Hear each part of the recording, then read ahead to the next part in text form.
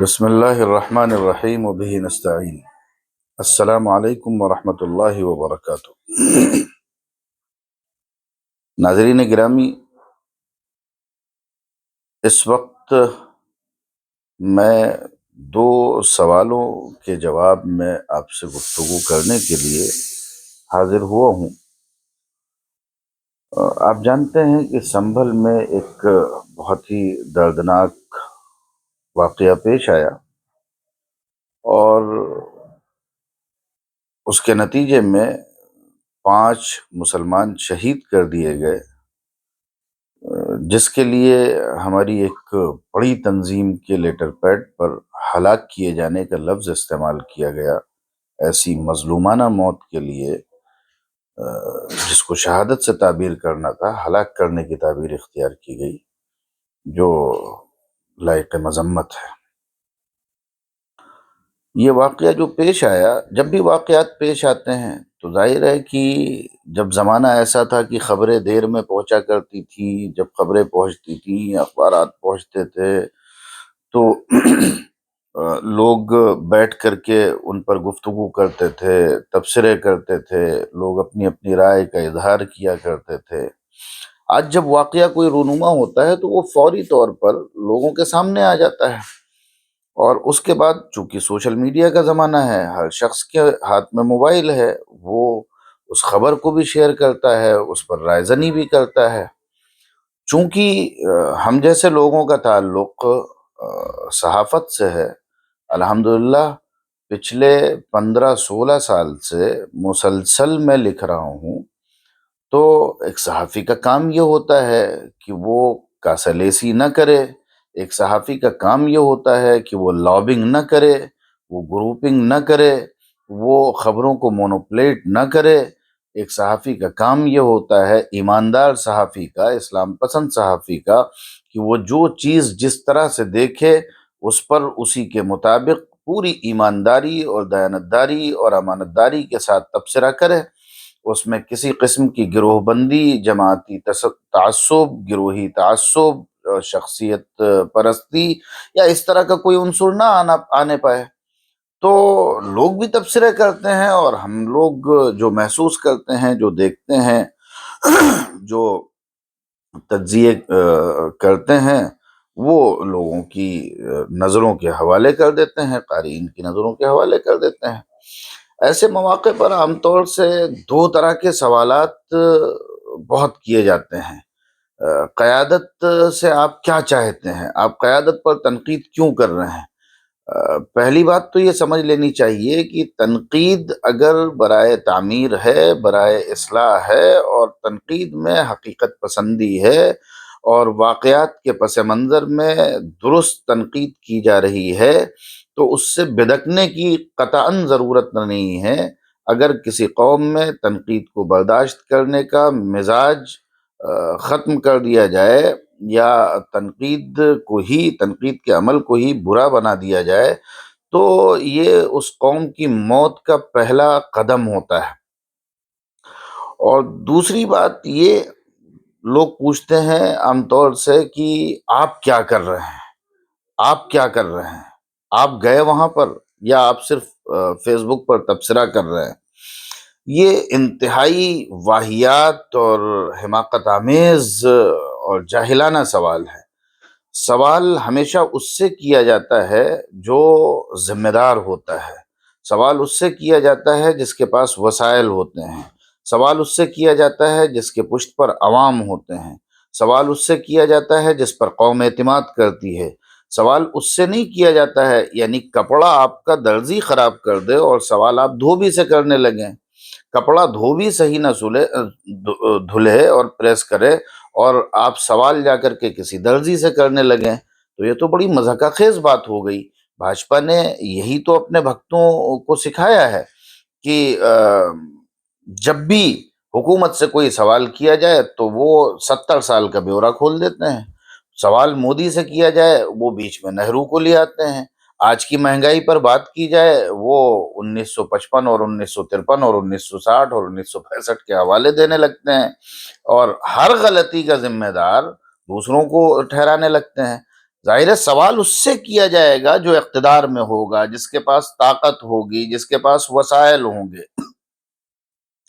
آپ مثلاً اتر پردیش کی حکومت سے یہ سوال تو کر سکتے ہیں کہ آپ نے فساد کیوں نہیں روکا، آپ نے یہ کیوں ہونے دیا۔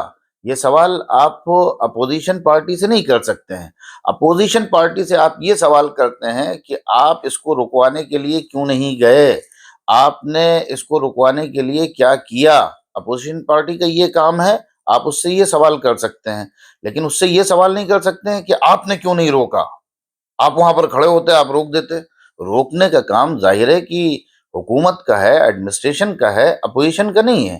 اپوزیشن کا کام تھا کہ وہاں جا کر کے پریشر بنائے، اس سے متعلق اس سے سوال کیا جا سکتا ہے۔ تو جو ذمہ دار ہوگا، جس کی تعریف کی جاتی ہے، جس کو کریڈٹ دیا جاتا ہے، جس کو وسائل دیے جاتے ہیں، جس پر قوم اعتماد کرتی ہے، جس کو قوم پیسہ دیتی ہے، سوال اس سے ہوگا۔ ہاں، میں اگر غلط بات لکھوں، میں اگر غلط بات بولوں، میں اگر کسی کے اوپر بے جا الزام لگاؤں، میں اگر حقیقت واقعہ کے خلاف بات کروں، تو مجھ سے سوال کیا جا سکتا ہے کہ آپ ایسا کیوں لکھ رہے ہیں، آپ ایسا کیوں بول رہے ہیں۔ کیوں؟ اس لیے کہ یہ میرا میدان ہے۔ اب لوگ یہ پوچھنے لگیں کہ آپ نے کیا کیا۔ بھائی میرا کام بیداری پیدا کرنا ہے، میرا کام شعور بیدار کرنا ہے، میرا کام حقیقت واقعہ کو نقل کرنا ہے، میرا کام تنقید کرنا ہے، میرا کام احتساب کرنا ہے، میرا کام تحلیل کرنا ہے، میرا کام تجزیہ کرنا ہے۔ میں اس کام کو الحمدللہ اپنے شرح صدر کے ساتھ خوب کر رہا ہوں۔ اور بہت سے وہ لوگ جو خود نہیں بول سکتے ہیں، خود نہیں لکھ سکتے ہیں، وہ کہتے ہیں، فون پر کہتے ہیں، میسج کر کے کہتے ہیں، اور براہ راست بھی ملاقاتوں میں کہتے ہیں کہ ہم تو یہ بات غلط سمجھتے ہیں، لیکن مصلحت نے ہمیں جکڑ رکھا ہے، ہم نہیں کہہ سکتے ہیں، آپ کہہ دیتے ہیں۔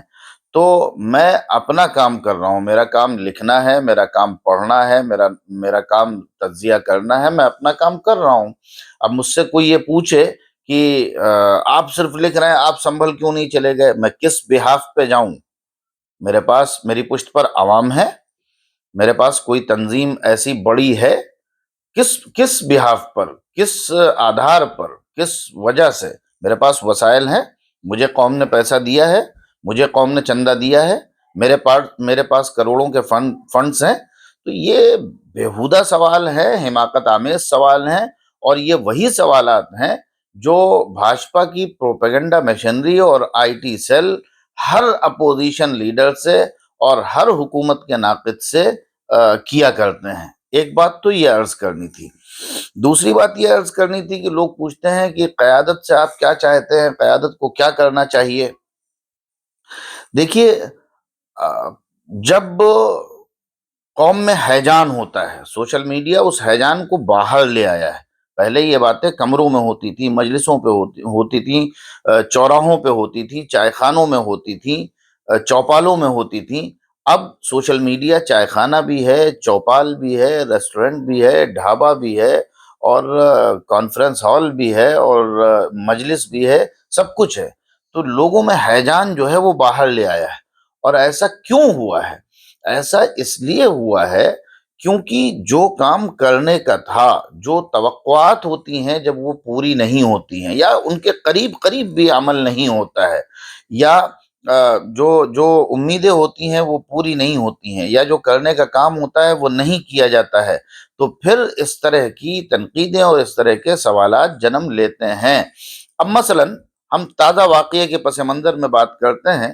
تازہ واقعہ جس وقت ہوا، اس وقت چاہیے یہ تھا کہ ہماری اعلیٰ قیادت نے اسی وقت وہاں پہنچتی، ایڈمنسٹریشن کی آنکھوں میں آنکھیں ڈال کر کے بات کرتی، اور ان سے پوچھتی کہ آخر کیا وجہ ہو گئی کہ آپ نے صبح 7 بجے ہی سروے کی تیاری کر لی، رات میں 11 بجے آپ فون کر رہے ہیں، اور صبح 7 بجے سروے۔ کورٹ کا کام ہے تو کورٹ کا کام طریقے سے ہوتا ہے، اس کو سبھی فالو کر رہے تھے، اس پر بات کرنی چاہیے۔ بالعموم فوٹو سیشن میں جو وفود نظر آتے ہیں، ان وفود میں کوئی ایک شخص ایسا محسوس نہیں ہوتا ہے جو بولڈلی کسی آفیسر سے بات کرتا ہو، سوال جواب کرتا ہو، ان کی باتیں سنتے ہیں، ان کی رپورٹ سنتے ہیں، چائے پیتے ہیں، فوٹو کھنچاتے ہیں اور عام طور پر واپس ہو جاتے ہیں۔ یہاں سوال یہ کرنے کا تھا کہ آخر سب سے پہلے تو جس دن پٹیشن فائل ہوئی تھی اسی دن اس کے خلاف جانا چاہیے تھا، کورٹ میں جانا چاہیے تھا، عدالت میں جانا چاہیے تھا، سپریم کورٹ، ہائی کورٹ، سارے دروازے کھلے ہوئے ہیں، اور پھر سیدھے سیدھے ہوم منسٹر کے پاس جانا چاہیے تھا، پرائم منسٹر کے پاس جانا چاہیے تھا، اور انٹرنیشنل میڈیا میں جانا چاہیے تھا، اور بات یہ کرنی چاہیے تھی کہ جب ورشپ پلیسز ایکٹ 91 موجود ہے تو اس کی موجودگی میں پھر یہ بار بار پٹیشن کو لینا، ان کو سننا اور ان پر سنوائی کرنا، اور ود ان 1.5 hour سروے کے آرڈر کر دینا، اور پھر کورٹ کے آرڈر پر جو کارروائی شام کے 6 بجے کے بعد ہو رہی ہے وہ خود غیر قانونی ہے، وہ خود سسٹم کا حصہ نہیں ہے، سسٹم کے اگینسٹ ہے۔ تو یہ سارے سوالات پہلے اٹھائے جانے چاہیے تھے، اسی وقت ہڑبونگ مچ جانی چاہیے تھی، اور سیاسی سطح پر، قانونی سطح پر جتنی کوششیں ہو سکتی ہیں اس کے لیے سب کچھ کیا جانا چاہیے تھا۔ بابری مسجد کا کیس جو 50 سال کھنچ گیا، وہ اس لیے کھنچ گیا کہ کچھ جیالے میدان میں تھے، کچھ لوگ تھے جو اڑچنے ڈال دیا کرتے تھے، جس کی وجہ سے وہ کھنچتا رہا۔ اللہ معاف کرے، میں معذرت کے ساتھ عرض کر رہا ہوں، بہت سے ایسے لوگوں کو جانتا ہوں جو ڈیٹیل بتاتے رہتے ہیں، بابری مسجد ایکشن کمیٹی کے نام پر اور اس کا استعمال کرتے ہوئے کس نے شخصیت سازی کی، کس نے اثاثے بنائے، اور کس نے کیا کیا حاصل کیا، یہ سب ایک بڑی سیاہ تاریخ ہے، دنیا جانتی ہے لیکن بولتی نہیں ہے، اور یہ اگر سامنے آ جائے تو بڑی مصیبت ہو جائے۔ لیکن سارے پروگرام ہو رہے تھے، ادھر یہ واقعہ چل رہا تھا، ادھر سارے پروگرام ہو رہے تھے، ان پروگراموں سے ایک آدھ آدمی نکلتے، یہ قیادت کا کام ہوتا ہے، قیادت کا کام اگر کرسی پر بیٹھنا ہے، قیادت کا کام اگر فیصلے کرنا ہے، اگر حکومت کسی تنظیم کو مانتی ہے، کسی آرگنائزیشن کو مانتی ہے، اور عوام کسی کو مانتے ہیں، تو اس کا کام یہ ہوتا ہے کہ ٹھنڈے میں بھی اور گرم میں بھی، خوشحالی میں بھی اور تنگحالی میں بھی موقع پر پہنچے۔ آپ بتائیے کہ اب جو بھیڑ وہاں پر موجود تھی، جو بے قابو ہوئی، جس کے نتیجے میں پولیس نے فائرنگ کی، حالانکہ پولیس کو فائرنگ کی کوئی ضرورت نہیں تھی، کیا اس سے یہ سوال کسی نے پوچھا؟ اتنے سوشل میڈیا پر ویڈیوز موجود ہیں جس میں پولیس والے خود گولی چلا رہے ہیں، اور سر کے پاس سے، سر کی اونچائی سے گولی چلا رہے ہیں۔ کیا اب تک ہمارے قائدین نے، جن کے بلیو ٹک ملنے پر بھی لوگ، ان کے بھکت ہنگامہ مچاتے ہیں کہ بلیو بیج مل گیا ہے اور بلیو ٹک مل گیا ہے، یہ ہماری قوم کا مینٹل لیول ہے، تو کیا ان لوگوں نے ان سب ویڈیوز کو شیئر کر کے اور حکومت سے پوچھا؟ صرف اتنا ہی بتا دیجئے، ان سارے ویڈیوز کو شیئر کر کے سب نے حکومت سے پوچھا کہ یہ کیا ہے؟ آپ کہہ رہے ہیں کہ گولی پولیس نے نہیں چلائی ہے، اور یہ پسٹل سے گولی سر کی اونچائی سے سر پر ماری جا رہی ہے، اس کی کیا ضرورت تھی؟ اس کا کیا جواز تھا؟ تو جب کرنے کا کام نہیں کیا جاتا ہے تو پھر تنقیدیں ہوتی ہیں، سوالات ہوتے ہیں۔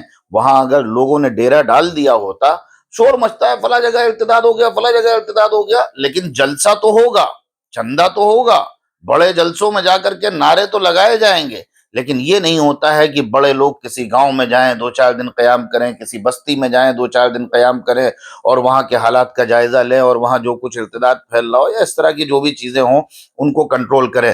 وہاں اگر ہمارے قائدین موجود ہوتے، ایسی شخصیات جنہیں عوام جانتے ہیں، جنہیں حکومت پہچانتی ہے، وہ اگر موجود ہوتے تو کیا یہ نوبت آتی؟ یہ نوبت ہرگز نہ آتی۔ بعد میں قانونی چیزیں ہوتی رہتی، لیکن کوئی نہیں گیا، کوئی نہیں پہنچا۔ ہاں، بعد میں فوٹو کھچانے جائیں گے لوگ، تعزیت کرنے جائیں گے، جو مر گیا ہے اس کو 2-4 لاکھ روپے دے کر کے اس کا کلیجہ ٹھنڈا کرنے کی کوشش کریں گے۔ تو جب قیادت کو جو کام کرنا چاہیے، وہ یعنی حکومت ہر سطح پر دبا رہی ہے، ہر سطح پر پریشر میں لے رہی ہے، اور اسے ہمارے لوپ ہولز معلوم ہیں، اسے ہماری کمزوریاں معلوم ہیں۔ حکومت نے اگر 3 طلاق پر ہاتھ ڈالا تو اس کو معلوم ہے کہ اس سلسلے میں مسلمانوں کے درمیان اختلاف موجود ہے۔ حکومت نے اگر اوقاف پر ہاتھ ڈالا ہے تو آپ یقین جانیے حکومت کے پاس پورا ڈیٹا موجود ہے کہ یہ کہتے ہیں کہ وقف اللہ کا ہے، یہ کہتے ہیں کہ یہ رفاہ عام کے لیے ہے، کمیونٹی کے لیے ہے، مسلمانوں کے لیے ہے، لیکن اوقاف پر چند خاندان، چند شخصیات اور چند گروپ حاوی رہتے ہیں، مسلط رہتے ہیں۔ انہوں نے اب تک اپنے خاندانوں کو، اپنے رشتہ داروں کو، اپنے چاہنے والوں کو اوقاف سے فائدہ پہنچایا ہے۔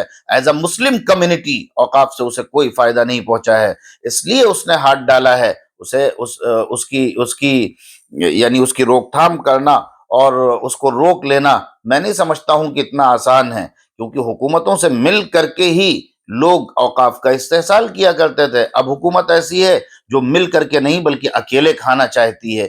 یہ اس کی منشا ہے، سب کے پاس سارا ڈیٹا موجود ہوتا ہے۔ اب وہ چوراہے پہ نہ آئے، سوشل میڈیا پہ نہ آئے تو یہ الگ بات ہے، لیکن ایسا نہیں کہ کسی کو معلوم نہیں ہے۔ تو عام طور پر ہوتا یہ ہے کہ جو کرنے کا کام ہوتا، اگر اسی کی اصلاح ہماری تنظیموں نے اور داخلی طور پر ہمارے بڑے لوگوں نے، اکابر نے اگر اس کی اصلاح کر لی ہوتی، جس کے بارے میں معلوم ہوتا ہے کہ یہ انتہائی کرپٹ ہے، اس کو بھی لوگ مبارکباد دیتے ہیں کہ ہاں دوبارہ چیئرمین اوقاف کا منتخب ہو گیا ہے۔ تو ظاہر ہے کہ یہ سب چیزیں چلتی رہیں، اگر داخلی طور پر اس کی اصلاح ہوتی تو شاید اس کی نوبت نہ آتی جو اب آئی ہے، اور جو اب نوبت آئی ہے، افتادان پڑی ہے، تو ظاہر ہے کہ بہت سوچ سمجھ کر کے اور منصوبہ بندی کے ساتھ آئی ہے۔ تو اب اس میں ہونا یہ چاہیے تھا کہ کچھ لوگ وہاں جاتے، وہاں حالات کو کنٹرول کرتے، کچھ وفد کی شکل میں ہوم منسٹر سے ملتے، پرائم منسٹر سے ملتے، اور فوری طور پر کورٹ کا دروازہ کھٹکھٹاتے، اور جو ایک قانون موجود ہے اس قانون کا حوالہ دے کر کے جگہ جگہ اس پر کوششیں کی جاتی کہ جب پلیس آف ورشپ ایکٹ 91 موجود ہے تو اب یہ پیٹیشن لی کیوں جا رہی ہیں، ان کا سروے ہو کیوں رہا ہے، اور سروے ہو رہا ہے تو یعنی اتنا بھی کسی نے زور سے بولڈلی کہا ہو اور ان ویڈیوز کو شیئر کیا ہو کہ سروے کرنے کے لیے جب ٹیم جا رہی تھی، کورٹ کمشنر جا رہا تھا اور سارا ایڈمنسٹریشن تھا، تو اس کے ساتھ یہ جیسار کے نعرے لگانے والے کون لوگ تھے، یہ بھیڑ کون تھی؟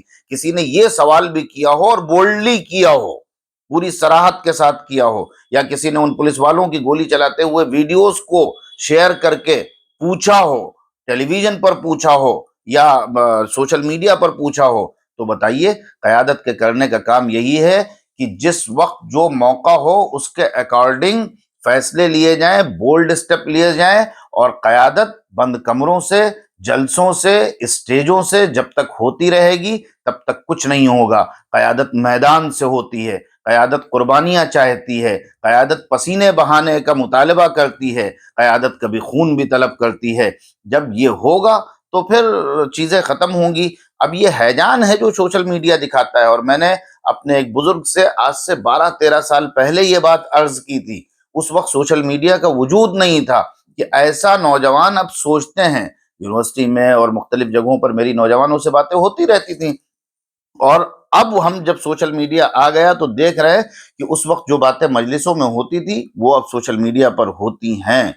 تو ضرورت اس بات کی ہے کہ جس وقت جو حادثہ ہو اس کے اکارڈنگ فوری طور پر فیصلے کیے جائیں، اور ایسے فیصلے کیے جائیں جو قوم کے اندر منفیت، نگیٹیوٹی پیدا ہونے سے قوم کو بچا لیں۔ اگر کوئی قوم احساس شکست میں مبتلا ہو گئی تو اسے پھر شکست دینا آسان ہو جاتا ہے۔ ظاہر ہے کہ ہمارے عوام میں اور ہمارے نوجوانوں میں تو ابھی الحمدللہ اس طرح کا احساس نہیں پیدا ہوا ہے۔ سنبھل کے نوجوانوں نے دکھا دیا، سنبھل کی بھیڑ نے، سنبھل کے عوام نے دکھا دیا، لیکن قیادت کی جو روش ہے، جو رویہ ہے، وہ ہمیشہ جو ہے وہ ڈیفنس کرتا ہے، دفاعی زبان استعمال کرتا ہے، اور ایسی دفاعی زبان استعمال کرتا ہے جو پوری طرح سے ڈری اور سہمی ہوئی ہوتی ہے۔ اقدامی بولڈنس جب تک نہیں آئے گی، افینسو بولڈنس جب تک نہیں آئے گی، تب تک اپنی قوم کے اندر بھی خود اعتمادی نہیں پیدا کی جا سکتی ہے، اور اس کے اندر سے نگیٹیوٹی کو نہیں ختم کیا جا سکتا ہے۔ یاد رکھیے، نگیٹیوٹی مسلسل دفاع کے نتیجے میں پیدا ہوتی ہے، بزدلی مسلسل دفاع کے نتیجے میں پیدا ہوتی ہے، اور اس کا بہت بڑا نقصان ہوتا ہے، مرنے سے پہلے ہی انسان مر جاتا ہے۔ اللہ تبارک و تعالی ہمیں سوچنے اور سمجھنے اور صحیح طور پر تجزیہ کرنے کی توفیق عطا فرمائے۔ وآخر دعوانا الحمدللہ رب العالمین۔